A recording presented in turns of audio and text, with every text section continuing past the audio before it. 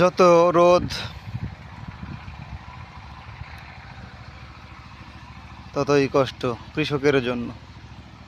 দেখুন ওখানে কাজ চলছে, মাঠ প্রস্তুতের কাজ। মাঠে ফসল বপন হবে, সম্ভবত পাটের বীজ বপন করা হবে ওখানে। বাংলাদেশের সোনালী আঁশ যাকে বলা হয়, সে পাটের বীজ বপন করবে ওখানে।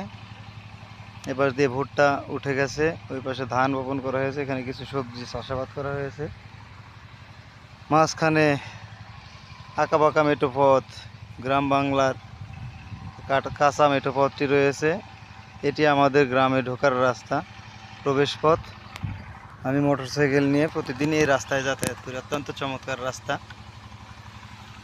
প্রচণ্ড গরমের মধ্যেও চলাচল করতে হয় রাস্তায়, কারণ আমাদের রাস্তাটি, আমাদের গ্রামের রাস্তাটি চমৎকার। আমার গ্রামকে আমি ভালোবাসি, ঘুরে বেড়াই এই গ্রামের রাস্তায়। দেখুন সুজলা সুফলা শস্য শ্যামলা আমাদের এই মাতৃভূমি। মাঠটি কত সুন্দর, সবুজের সমারোহ, চারিদিকে সবুজ আর সবুজ।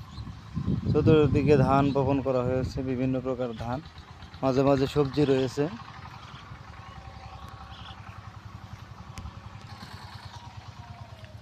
এটাই হলো দৌলতপুর থেকে সমেতপুর হয়ে সারটিয়াগাজী, ঐতিহ্যবাহী সারটিয়াগাজী গ্রামে ঢোকার এই রাস্তা, প্রবেশ পথ। রাস্তাটি অত্যন্ত চমৎকার, যদি পাকা হতো তাহলে আরো ভালো হতো। এখন মোটরসাইকেল নিয়ে ঝাপুত ঝুপুত করতে করতে অনেকেই আসে। আমার ভাতিজা আসছে ঝাপুত ঝুপুত করতে করতে।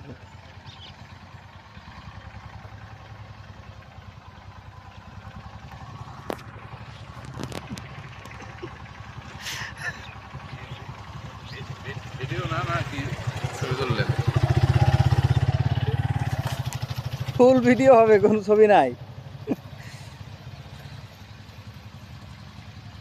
কত সুন্দরভাবে এই রাস্তা দিয়ে মোটরসাইকেল নিয়ে যাতায়াত করা যায়, কিন্তু বৃষ্টির দিনে যদি বৃষ্টি নামে তাহলে হেঁটে চলাফেরা করার মতো কোনো পরিস্থিতি এই রাস্তায় থাকে না।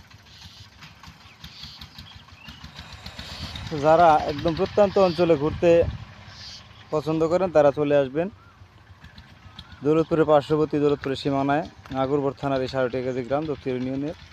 চলে আসবেন, অত্যন্ত চমৎকার, চারিদিকে ঘুরে বেড়ানোর মতো একটি গ্রাম আমাদের।